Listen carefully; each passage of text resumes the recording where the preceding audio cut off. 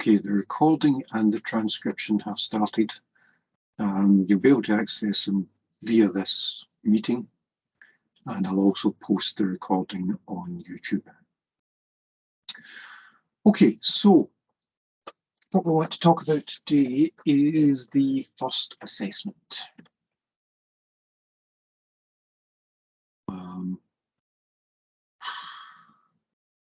See, that would be so much smoother if, just as I said, assessment, it had appeared on your screen.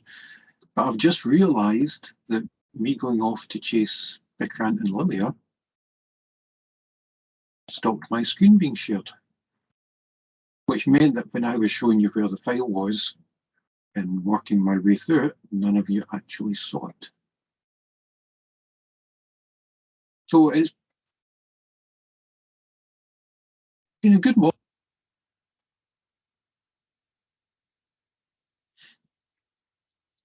Normally it's much smoother than this. Okay, let's try that again. Today is about the first assessment.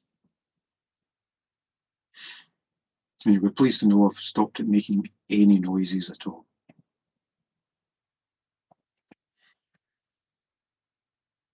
So, what I'm going to do is give you the presentation. It will give you an overview of the process and what you're going to have to do, and then I'll bring up the assessment document, which you already have as part of your assignment, and it's in the files as well. And then I'll be happy to take any questions about what you have to do. But if you have questions as I'm going through it, excuse me, just jump in and just, James. Sorry, I'm just finding all the issues here.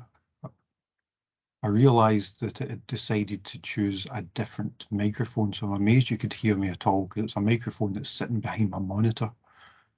So hopefully the sound's got a bit better now as well.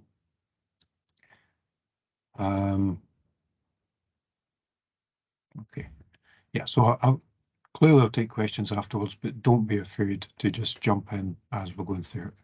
Either put something in the chat, put up your hand, or just speak as we're going through. So the assessment is an individual assessment. Not surprisingly, we're going to ask you to program something, and it's worth 30 marks. Now, just a reminder for this module, overall it's 100 marks, or 100%. 30 of them come with this first assessment. 50 of them come with a second programming assessment, and 20 of them come with a knowledge-based assessment, and that you'll do online. So this first one is worth 30%. Now, we're giving you plenty of notice for this. And I'm always hugely nervous. So I like to give people time to do an assessment, but I'm also hugely nervous about giving people lots of time, because the temptation is there to simply say, oh, this isn't due until January. I can not think about it till after the new year. And of course, that's simply not true. Hopefully, as you're finding, as you're going through the labs, what makes the difference is spending time. So it's all very well as giving you a one-liner saying program this. It takes a bit of time. It takes time to find all the syntax errors and all the logic errors and all the other issues that come up as you're going through this. So we're giving you until the 15th of January, which is what, 6 weeks away? But the reason we're doing it now is because we think you should start it now. We think it might take you this amount of time. Not 24 hours a day for the next 6 weeks, but what it does is it gives you time to work at it. And what you should be doing is setting aside an hour a day to program, to actually sit down and type in code and see what's happening. Although, of course, before you type in any code, please make sure that you sketch out the logic of the program, understand how it's going to work, and what's required. Have that clear in your head before you put in a single line of code, because otherwise you'll really, really struggle. I've made that point before to some of you in the lab, but you'll remember when we did these online labs before I started typing, first thing I did was put a whiteboard up on the screen and I started writing the stuff down so that I could understand what was going to be required.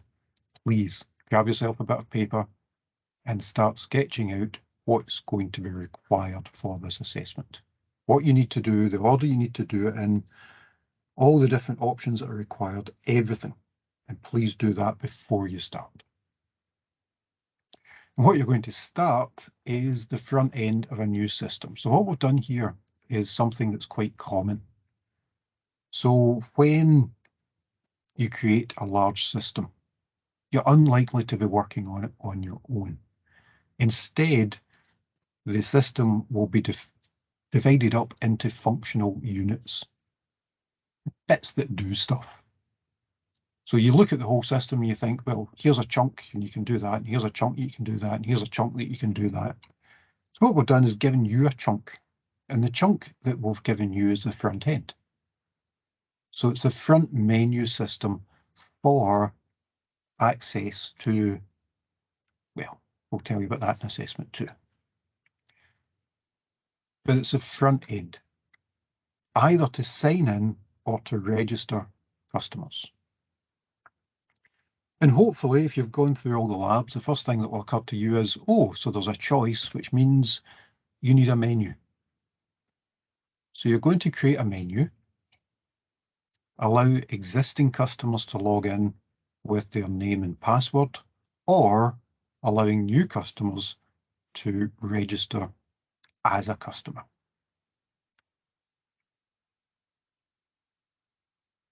I'm not seeing any questions in the chat, so I'm just keeping going. But if there are questions, please just stop me. So if it's an existing customer, you do what you do in every other system you've seen. You get the username, the password, and then you check them against the details on file. Not surprisingly, if the username doesn't exist, you reject them. If the username does exist, they get 3 goes at entering the password before they're told to go away again. So again, nothing that you probably haven't seen 1,000 times before. So that's for an existing customer. For a new customer, you're going to grab some details from them, specifically first name, last name, date of birth. And then you're going to create a username for them. So you're going to take what they've typed in and you're going to slice and dice it to create a username. So the rules are there, but the examples are easier. So someone types in John Smith and a date of birth of 4th of the 10th, 99. Be careful, by the way, how you get that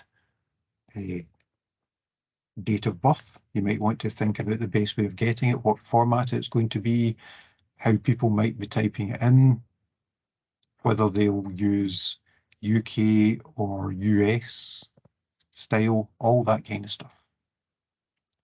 So leaving that to one side, you take the first initials, so J for John, S for Smith, the numbers from their date of birth, 04101999, and their username will then become JS, and note that that's in lowercase, 04101999. So every username is exactly 10 characters long.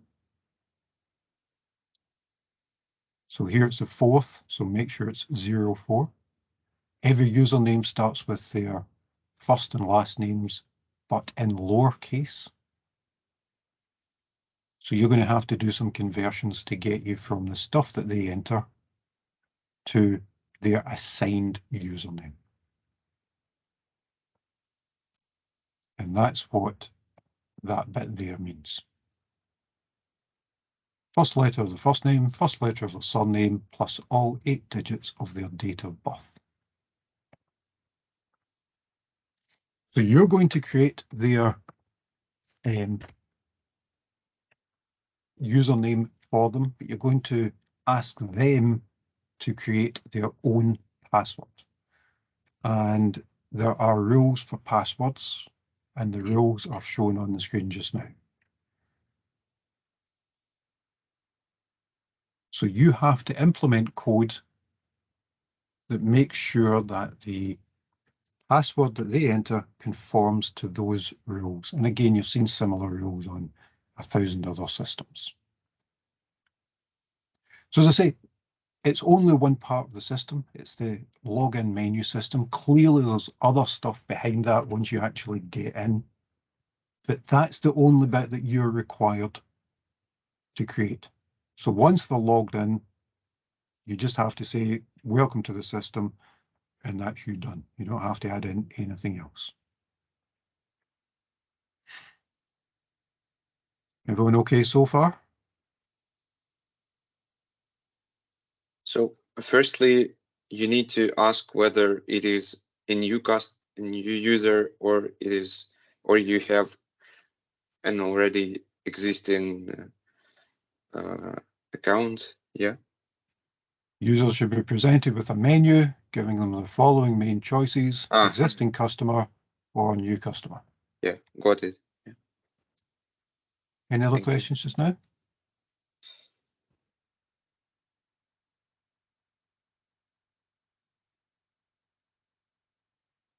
Okay. I think no. So what you're going to do with this stuff? Well, clearly, if you have an existing customer, their details have to be stored somewhere, so you have to use a file. And the usernames and passwords should be stored in the file so that each time you run it, the usernames that are created can be reused.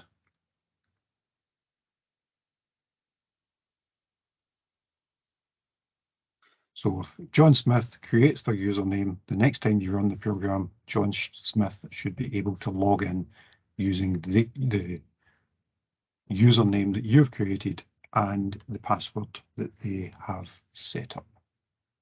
One question. Uh-huh. Will we have still labs on Wednesdays, or this time will be devoted to assessment? Assessment. So we will start labs again in the new year. So we've covered all the stuff that we need for this first assessment. So all the labs are done for that. We have more material to do, but we'll start that in the new year. So in essence, what we're doing from now on is just concentrating on the assessment. Still, can we come to the labs to ask you some questions if we have problems, or? Of course, yes, absolutely. That's part of the reason we're giving it to you so early, so that you have, because remember, we're going to go into the Christmas break. So term ends in the next, I can't actually remember when term ends, but over the next 2 or 3 weeks. But yes, that's part of the reason we're giving it to you just now, so that you can come into the lab and we'll be there. You will be on labs, we can ask you. Yeah. Okay. Having said that, let's be really clear about what the lab help can do. So don't come in and say, can you fix my code for my assessment, please? But what you can do is ask questions about code. And what I would suggest you do is ask me questions and ask Biggrant questions about the labs. Because if you've been paying attention to this so far, you'll know that there's nothing in this assessment that we actually really haven't covered. So we've covered all the stuff that you're going to need for this. And you should have practiced it in the labs. And I know that some people haven't. I know that some people have just completely ignored them. And I know that some people have struggled with some of them. And that's okay. So when you come in and ask questions, be careful how you phrase them, because clearly we can't just do your assessment for you. So think about how you're asking us the question. Does that make sense? We should ask more questions Try and generalize the question rather than asking a Uh-huh. specific question about the assessment, Okay. because it is an assessment. So not to ask. Yes. So okay. Okay, I got it. Yeah. Okay. But Uh, yes, we will be in the labs and we will be available to give you help. Absolutely. Can we use some stuff which we haven't covered? Yes, and actually I'm going to cover that later on in this presentation, so Mm-hmm. we'll come back to that one. Okay. Anything else just now? I think no questions. Okay. So I said this was 30 marks. We've got a marking scheme for it, which looks like this. Now, one of the nice things about having a marking scheme is that you can also use it to better understand how well you're doing with your assessment. Because if you know how we are going to mark it, you know whether or not you've covered all the stuff in it. So you can see there how it's split up in number of marks that you'll be given for each aspect of what we're doing. And I would strongly encourage you to use that and check your own program against it. Could you explain, please, a bit about comments and meaningful identifiers? If somebody is typing in their name, don't call it X becomes input, please enter your name. Use something like username or user password or whatever it's going to be. So a meaningful identifier is setting up your variables in a way that when you read them, it makes sense and you know what the variable's actually doing. Mm-hmm. Okay. Yeah. Yeah. Thank you. Anything else about that one?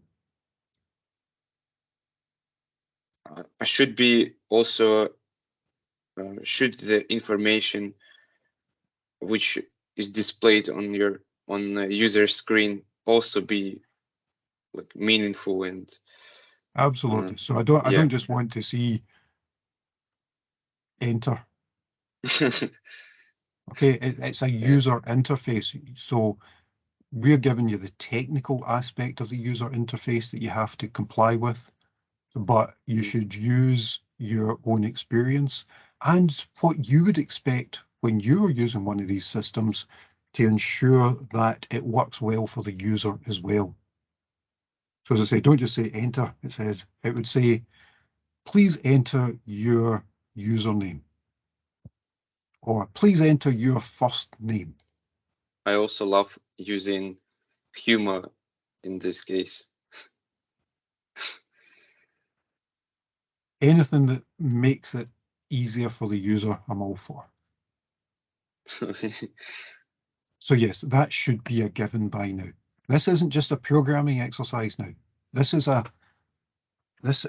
system that's going to actually be used by real people. And you should remember that, and you should think about what you would expect if you were using a system like this. So try and remember what it's like from the other side as well. Don't just treat it as a straight coding test. It is that, but it's also a programming test, and programming is more than coding. It's also about the user interface and the way you present it and what happens if there's an error and all that kind of thing. So you should be thinking about what to do if they do something wrong as well. All of that stuff should come into it. Excuse me, I'm just going to close my blinds because the sun's coming out, shining in my eyes.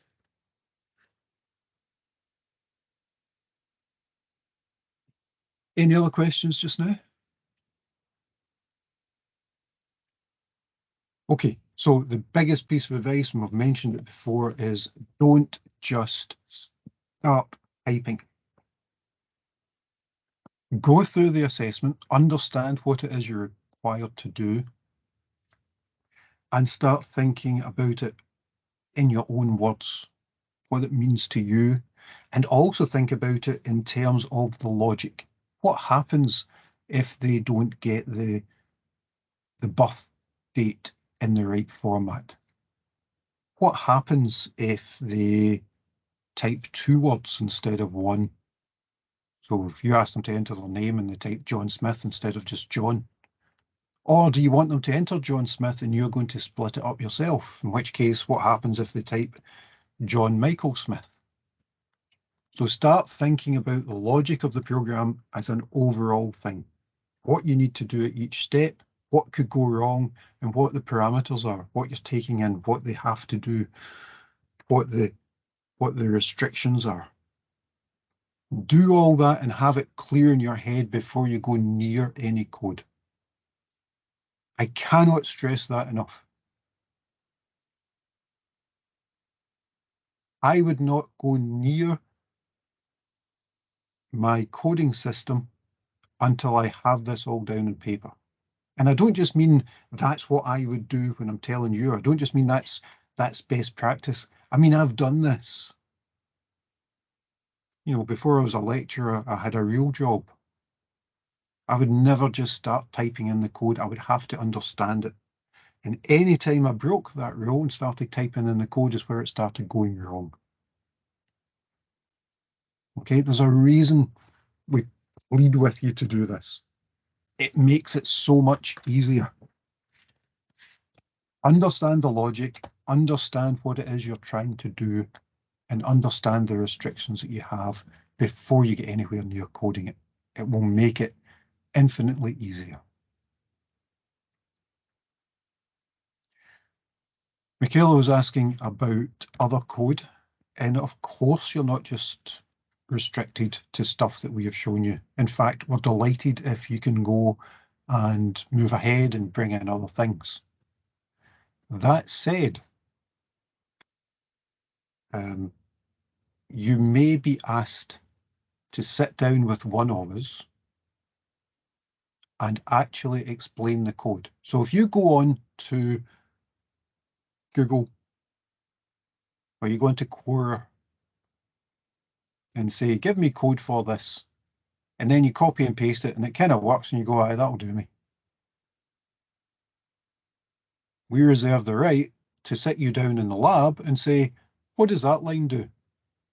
Why have you made that decision there? Why is this identifier set up in this way? Will we have a presentation of our programs or? No, there's no presentation. So I will, again, I'll talk about how you're going to submit it shortly. But it's not a presentation as such. What I'm saying is we reserve the right to ask you to explain it just in a one-to-one. So if, not to put too fine a point on it, if I'm suspicious that all you've done is copied and pasted some code from somewhere else, I'm going to sit you down in the lab and say, explain this to me. And if you can't explain the code that you've supposedly written, then you'll not get any marks for it. Okay.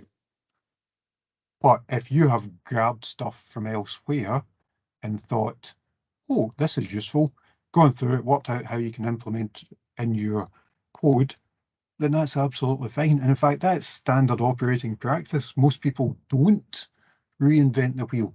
You know that already because you've already imported things like math. So someone's gone away and created a whole set of routines to work out how to do mathematical functions. You use that. That's absolutely fine. But you don't use it blindly. So if you've got code there and you don't understand it, then you can't get any marks for it. There's an acronym popped up in the chat and I don't know what it means. I mean, I know what that means, but I don't know how it's relevant, David, unless it's a different meaning to the one that with which I'm familiar. So that's a long way around saying, if you're not sure what to do, go back to the lectures, go back to the labs, go back to the code fragments that are in the slides. Because I promise you, you can do this assessment even if you haven't looked anywhere else, if all you've done is worked your way through the slides in the labs, you will be fine. You can do it. But if you want to go further, yeah, absolutely, of course. It's coding, it's creative. Do stuff, enjoy it. But just be prepared in case you have to explain it.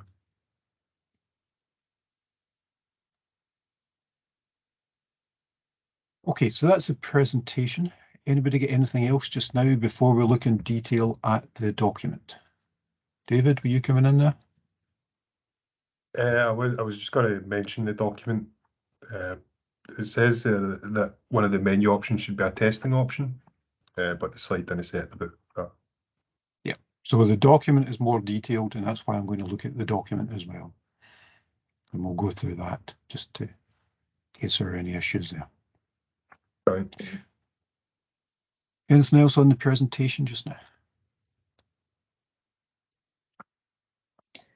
Can you a little bit come back for like data and explore? So it was you need to create a password and your user account, and that's all. You need to like save this data some.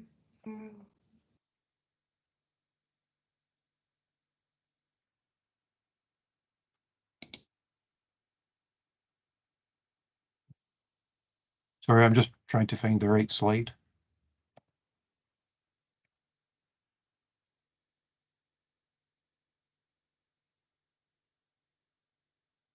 So usernames and passwords should be stored in an external file so that details can be maintained between each successive run of the program. So we need to save this data somewhere, like in your program, and in a document, for example, and that's all? no, not in the program or in a document, in a data file, specifically a pickle file. Okay. And the reason I say a pickle, sorry? Yeah, I also can't understand what should the program do after you access you typed your username, password, or you're a new user and you typed everything. What will happen then? Just tell the user that, yeah, you did it.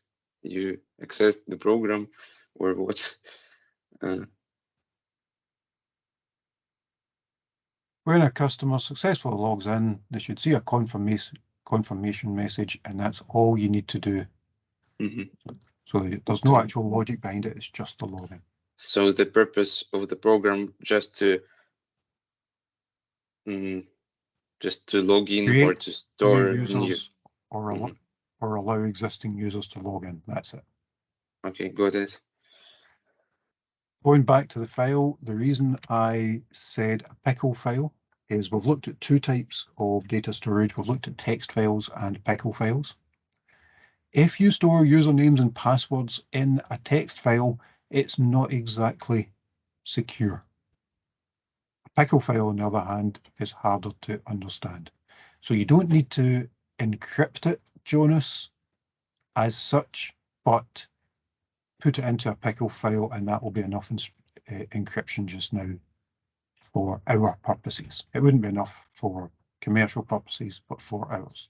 So I won't accept a text file, but I will accept an unencrypted pickle file. So again, just what we've done in the labs.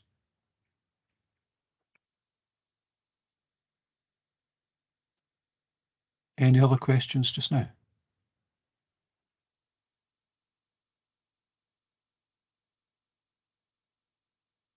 Okay.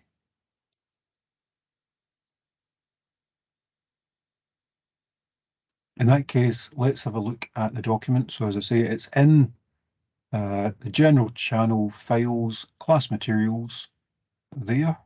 And also you've already been given an assignment via Teams, and it's attached to that assignment as well. And what's attached is this document here.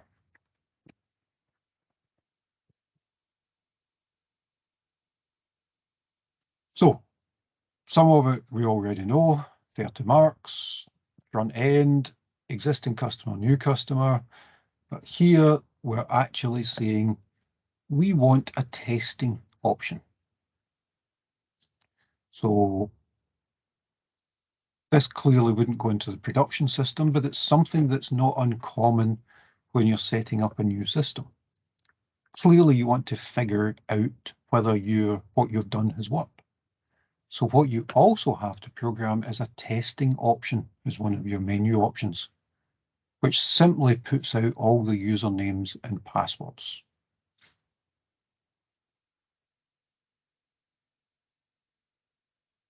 This was in the presentation. Incorrect usernames rejected 3 times to get your password right. Combine first name, last name, and date of birth. There's the rules for the passwords. Only a confirmation message, and in big bold letters there's obviously more to the system than this, but we are only doing this part. So this is what we've been given to do as part of this larger system. Save them in a file. There's the marking scheme again.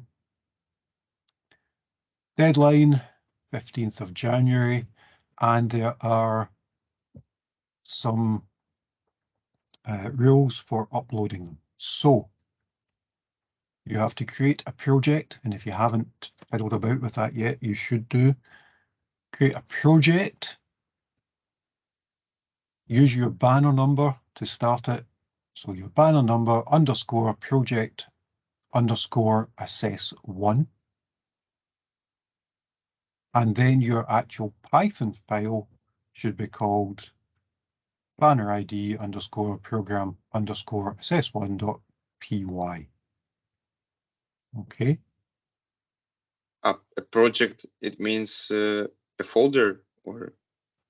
Well, it's, if you haven't played about with them yet, a project is a way of having all of your assets for a system in one place. So we haven't got to it yet, but I talked about importing math earlier.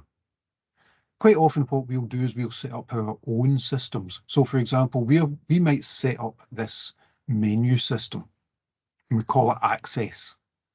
And we might save that in a Python project, and all of the stuff that we need for that access project, the Python file, the program documentation, an example pickle file, they may all be stored in part of that project.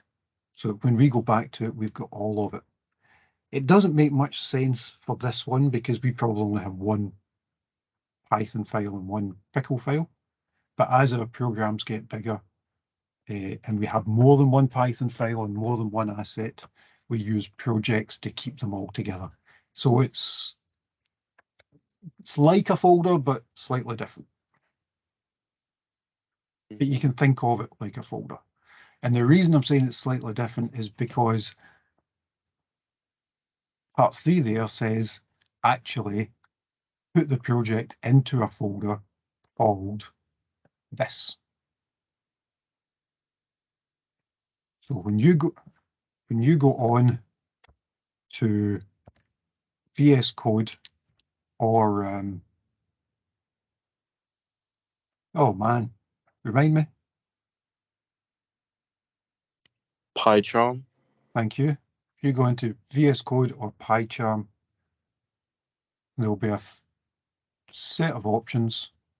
Quite often all you'll have done is create a new file, but there is an option to create a new project. And once this catches up with itself, I'll show you. In the meantime, Gear's asking a question in the chat.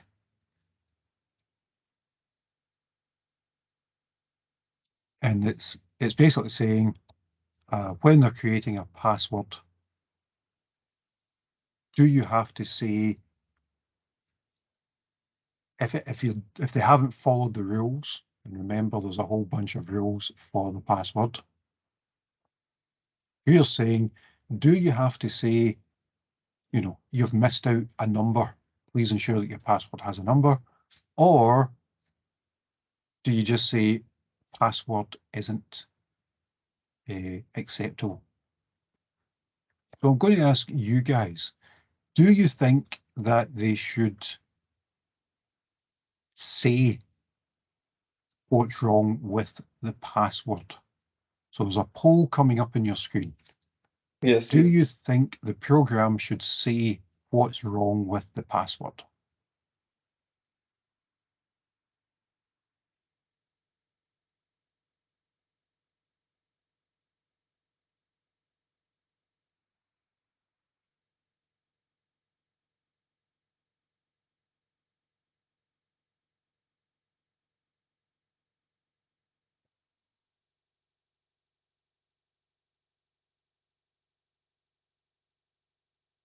Okay, so numbers are going up. Come on, even if you don't ask questions in this, I know exactly how many people are in this meeting, so I'd like you all to answer the question. And we're still 10 short. Yes or no? Should it say what's wrong with the password when you are creating it?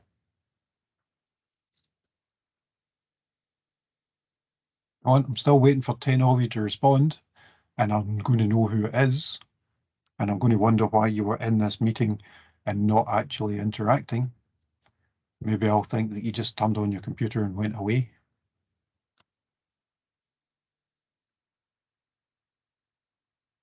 Okay, so we'll split roughly 80-20 for yes and no. So does someone who said yes, we should say what's wrong with the password, want to say why that's the case?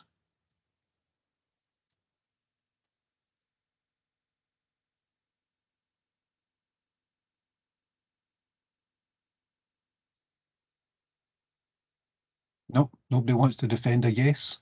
Yes, Anybody? it's just like, because if we don't know that why our password is invalid, and we will not going to be solve our problem. Like if the number is missing or the lowercase is missing, if we don't know, if it will not let us know that this thing is missing, so how would we going to solve this problem in the next? Okay. What about those who voted no? Oh, Lilia's having her own poll. That's nice, Lilia. Kind of you to. I don't know how it's happened. I'm sorry. What about somebody who voted no? Do you want to say why you shouldn't? Yeah, I feel like it shouldn't tell you specifically what's wrong with the password, because in every single password service I've ever used, it doesn't specifically tell you what you've done wrong. Instead, it just tells you what their requirements are for your password, like all the requirements, and not specifically. Okay. So what I would say is that yes, you should.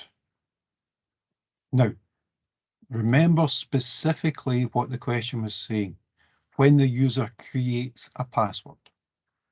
So I would say that yes, when you're creating a password, if they get it wrong, you should tell them what it is that they've got wrong so that they can fix it. And I disagree with that last comment. I've actually seen some nice web interfaces where there's a list similar to that list that we have, that as soon as you add it, so as soon as you put an uppercase letter, originally the text was in red and it goes into green. So it actually gives good feedback to say whether or not you've conformed with the rules. So I would say when That's very true. Sorry for interrupting. I don't know why I didn't think about those, but yeah, you're entirely correct, man. I've seen plenty of those as well. I just don't remember them. But yeah, you're right. So I would say yes when you're creating it. If the question is when you're trying to log in, should you give a hint? Then the answer is absolutely no.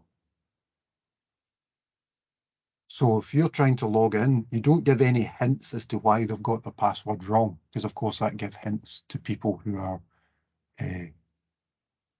trying to log in nefariously.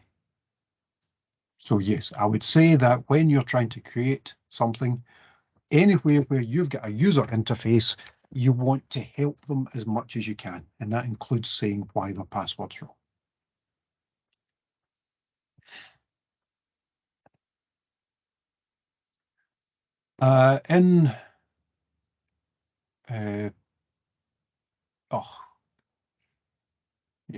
So in VS Code, they use project and folder interchangeably, pretty much. PyCharm doesn't. It actually sets up a folder. It actually sets up a project to have all your assets. And I don't have PyCharm on this, so you'll have to take my word for it. But if you have PyCharm, make a project.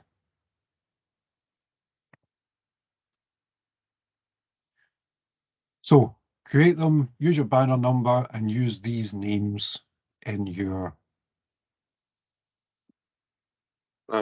Also, submission.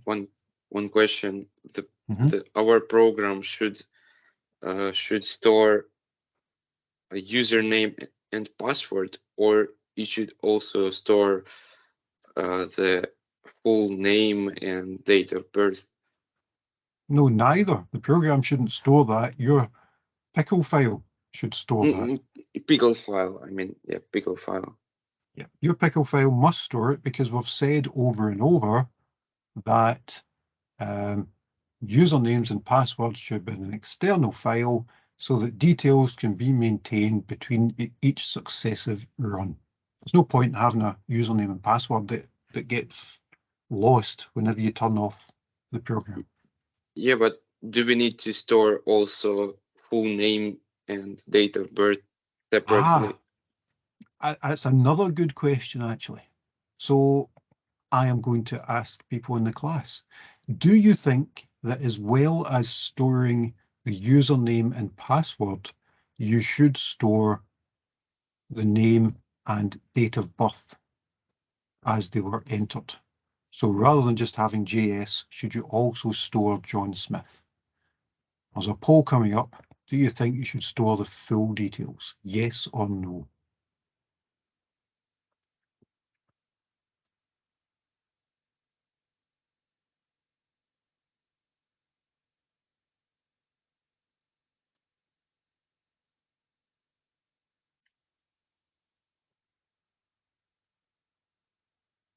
Come on, just answer the question. Still about 10 of you to go.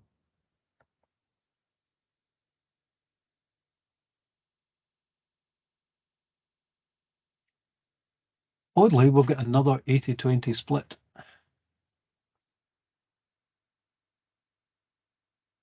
So here's how I would answer the question. And the answer is, it depends. By which I mean, if this wasn't just an assessment, if this was an actual program for an actual company, I find it hard to imagine why you wouldn't store the details that people have entered. If only so that you can say hello, John, when they log in, rather than hello, JS. So I would say that you should. However, it is an assessment, and the assessment is fixed in its parameters. And the assessment doesn't ask you to store it.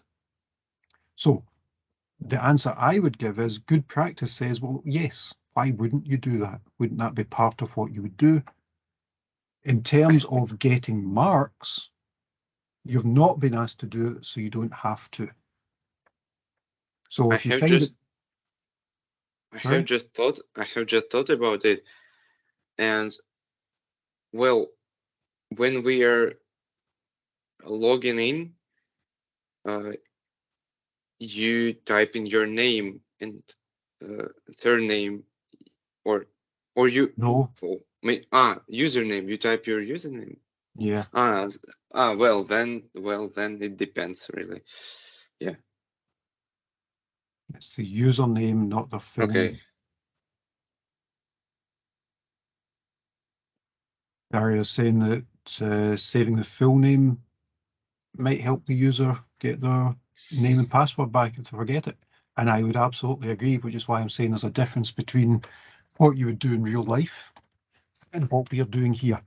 So in real life, yes, because there's all sorts of other things, as Darius pointed out, but in terms of what you'll get marks for here, you don't have to. You're not being asked to do that just now. So it's entirely up to you. You'll not get marked down for doing it, is what I'm saying. And in fact, that's a good point for most of this stuff. If you want to expand on the spec,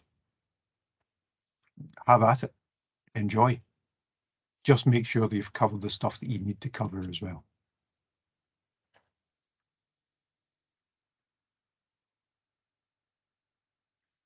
Okay, make sure you follow the naming conventions, which are mainly about using your banner number. Create them all in a specific folder and then zip it if you have to. And actually, I would suggest you don't bother. You shouldn't actually have to zip it up. It just gives another step. So I wouldn't zip it. It says if you absolutely need to do so. I don't think you do need to do so. There's no reason for doing it. And the instructions allow you to do it, but what they're really clear on is if you're going to do it, it can only be a zip file. So it can't be 7Z, it can't be RAR, it can't be any of the other 1,000 compression formats out there. If you absolutely positively have to compress it, and I really don't know why you would, it must be a zip. Anything that's not a zip will be rejected. But don't do it. Just save it. Because what you're going to do is you're uploading it to OneDrive, and you've got a terabyte of space on OneDrive. Just put it in OneDrive and tell us where that is. So you share the folder. And if you haven't done that in OneDrive before, then now's a good time to figure it out. But basically, go to OneDrive, choose the folder, and there's a button that says Share. And that will create a link for you. So in the same way as I've been sharing files with you here.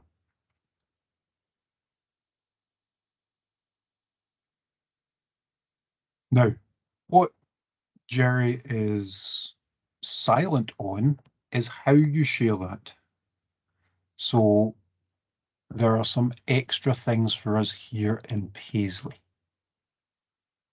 And part of the reason for that is Jerry is on his own at Lanarkshire, and clearly there are two of us here. There's basically more students here, so we're going to be splitting the marking. So what I'm going to ask you to do is all the stuff that Jerry's asked, but also upload it using the Teams assignment that you've been given.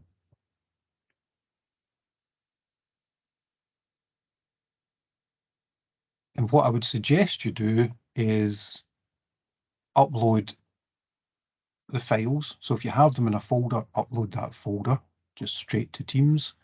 And that must include a notepad file with the link to your OneDrive files. Now, you have to do all this bit because there's other things that will happen. So we'll be marking them as a start, but Jerry will look at them, external moderators will look at them, internal moderators will look at them. So you have to do all the other stuff as well, but for us also submit them via Teams so that we get easy access. Somebody asked earlier about doing extra stuff and using extra things. That's fine, but if you have any special instructions for those, so if you're using a particular library that has to be pip installed before you run your program, that's okay, as long as it's a publicly available library. But comment it.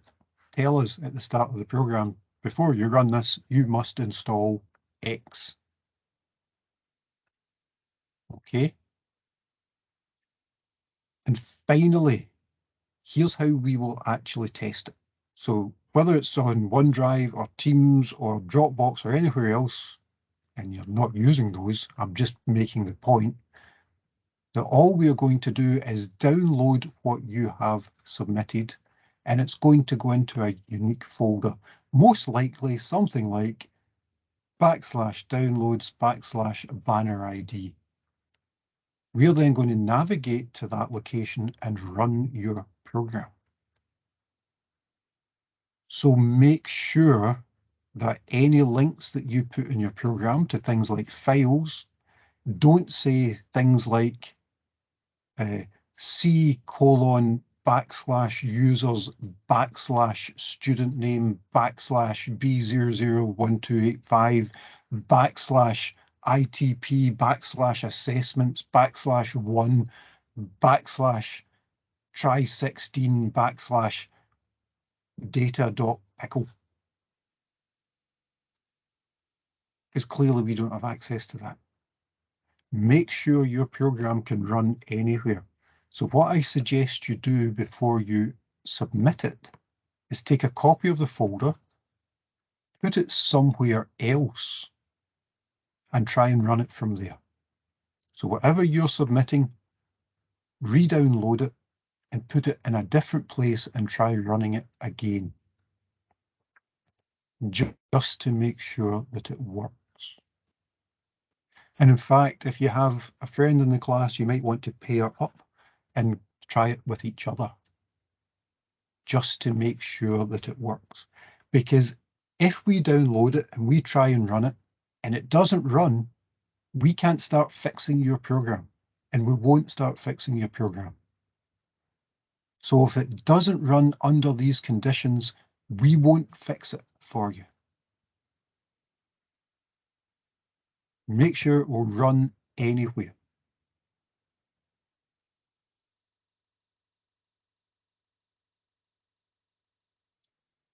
And on page 4 of 3, that is everything that I wanted to say. So does anyone have any other questions just now?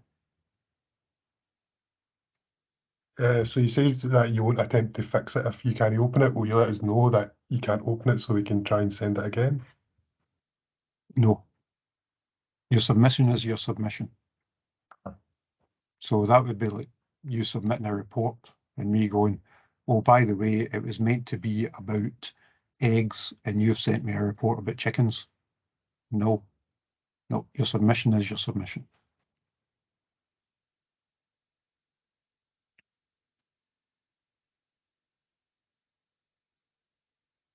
And you won't be surprised to know that part of the reason I'm stressing this is that people have issues with this every year. And it is usually about a relative versus, it's usually about relative file names.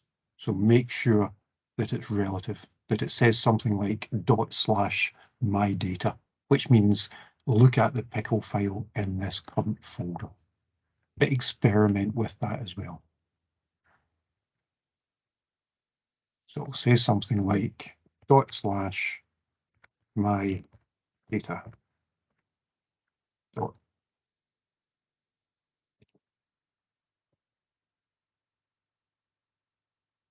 And using something like that says use the current directory where we are running the program. And part of the reason I'm having to be I'm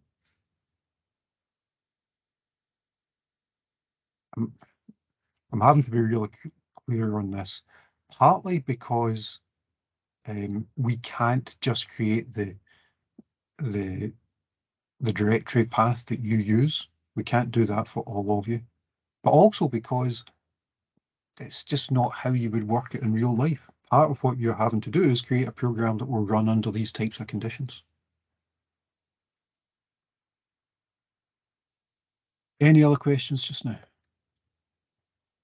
No questions left.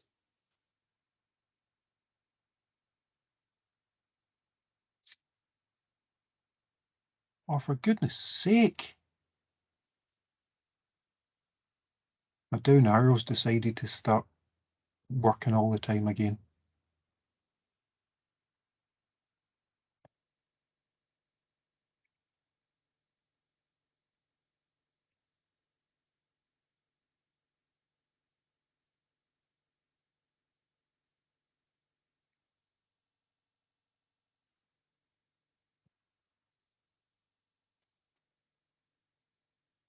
Nope, nothing else just now.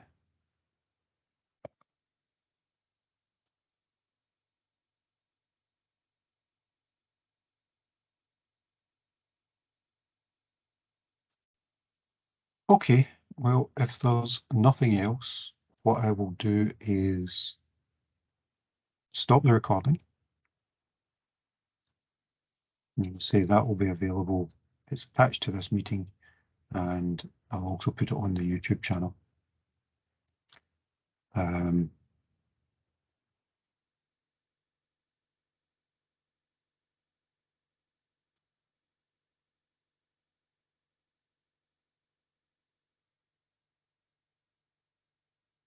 Why is my down key deciding that it's just going to keep pressing?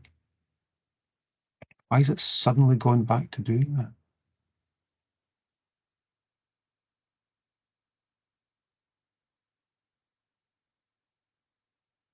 Right, we will struggle on.